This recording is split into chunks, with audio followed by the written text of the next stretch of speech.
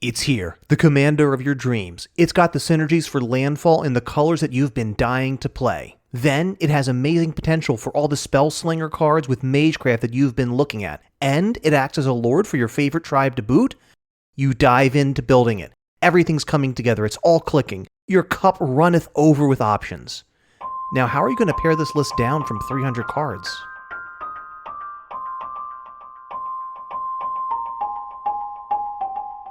Hello and welcome to another episode of Gemstone Mine. I'm John, and today we have another lesson from cEDH. cEDH is a metagame within the Commander format that sits at one extreme with highly consistent, highly efficient decks. Not all cards are equally powerful in all formats, or even in all metagames, but there are lessons to be learned from how people are brewing with the most powerful cards available. And if you've been following a lot of cEDH talk, you may have heard the idea of a potential commander having interesting tension in their deck. If you've ever wondered what that meant, well, that's our conversation today. We'll start a discussion outside of the cEDH metagame with one of my favorite casual podcasts.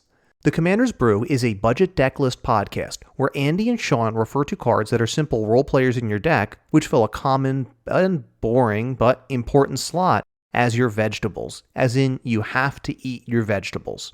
These include things like ramp spells, card draw, and answers. Ramp spells in this modern age of Commander, well, you can't be in a position where you're behind your opponents on mana. All decks need some way to ramp ahead and be able to take multiple game actions. Green has it easy with Dorks and Land Ramp, but most decks which lack green will lean to Mana Rocks for an alternative. And when it comes to card advantage, you don't necessarily need draw a card or draw X cards printed on a particular card, but you do need ways to take game actions on your turn.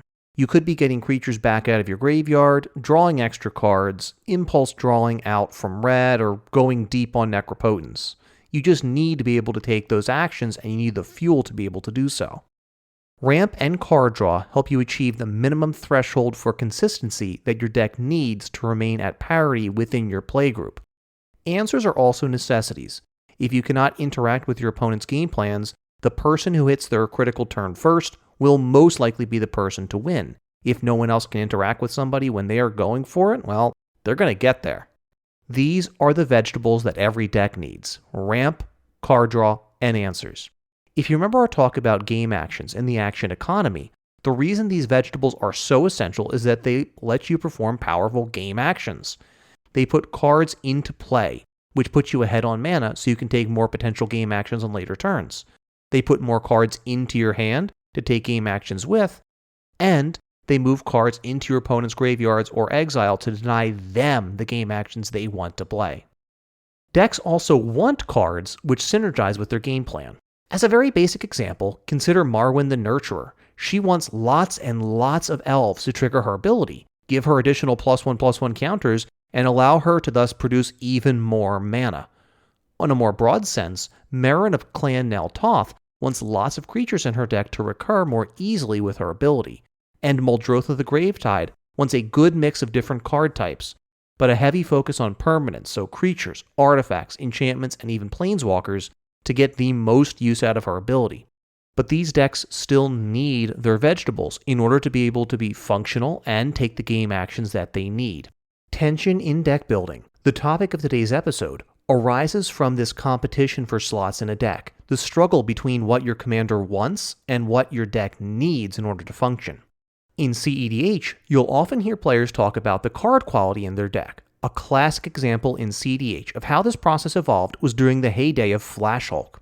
Hulk piles represented creature cards in the deck which had few uses other than to perform the game-winning combo the deck was aiming for.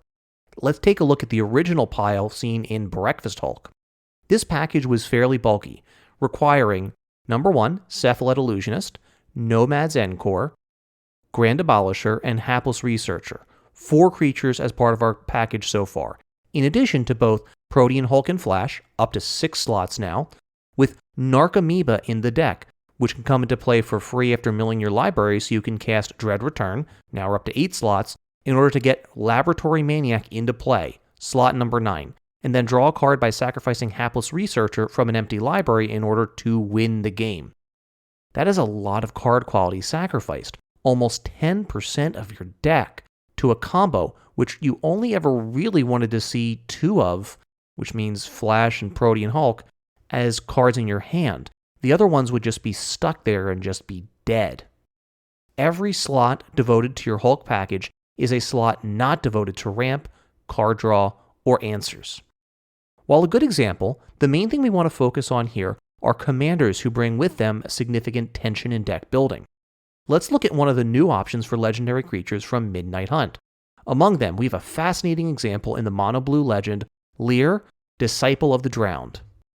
Lear is 3 and 2 blue for a legendary creature human wizard, a 3/4, with the abilities Spells Can't Be Countered, and each instant and sorcery card in your graveyard has flashback.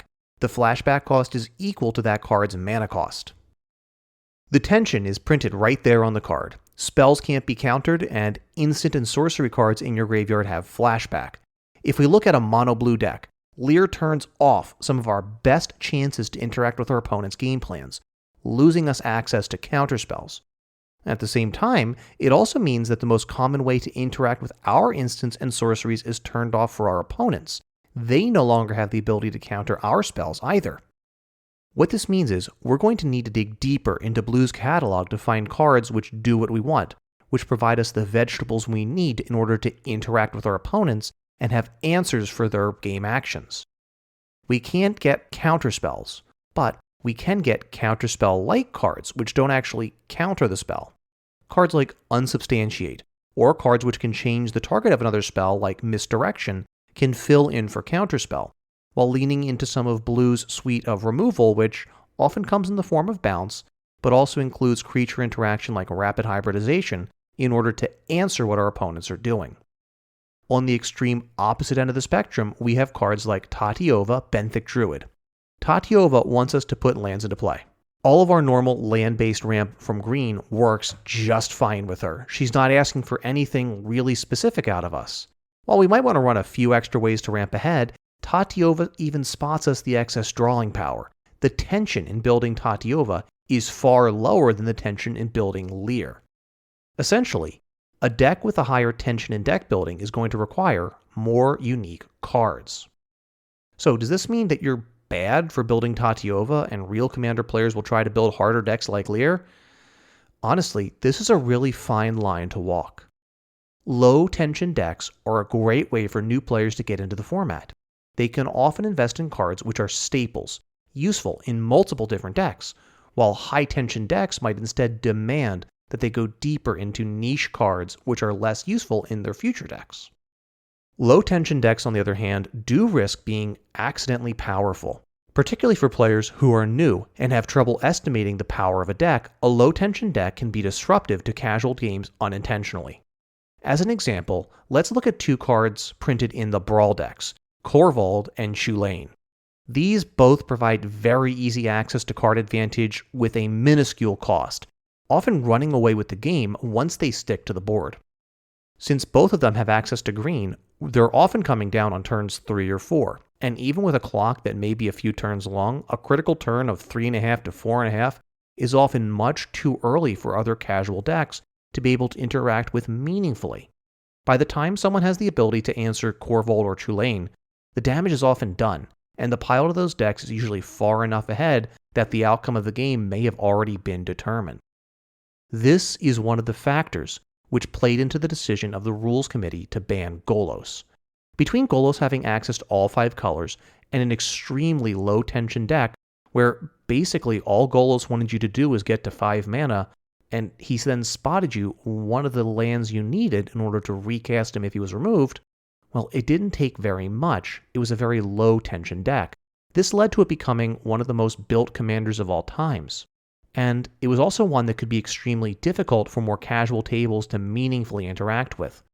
Removing their commander just meant they got to go get another land, which, while it did allow for some very interesting land-based decks, like the Maze Zen deck, it often just became the de facto best choice for a deck that was looking to play with all 5 colors. We're not going to go too deep on the banning of Golos, but it is an interesting case study in a very low-tension commander being potentially disruptive. Finding that level of tension that you enjoy in deck building, and one that also still brings good games to your playgroup, that's the happy medium. You can also overcome the potential pitfalls of a low-tension deck by adding specific restrictions into how you brew.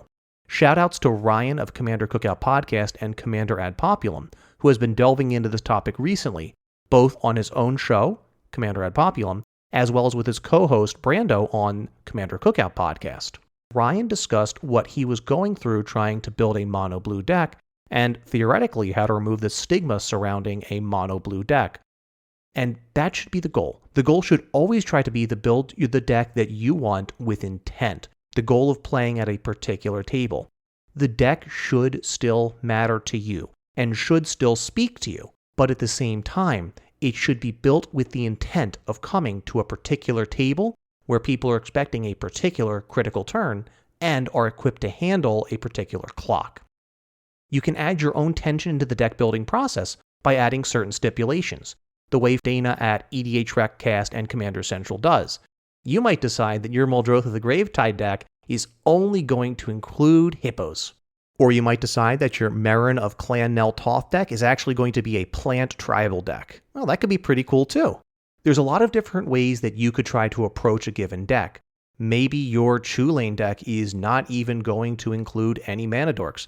Maybe you're going to choose Karuga as your companion, which means you can't have anything that costs less than 3 mana value in your deck.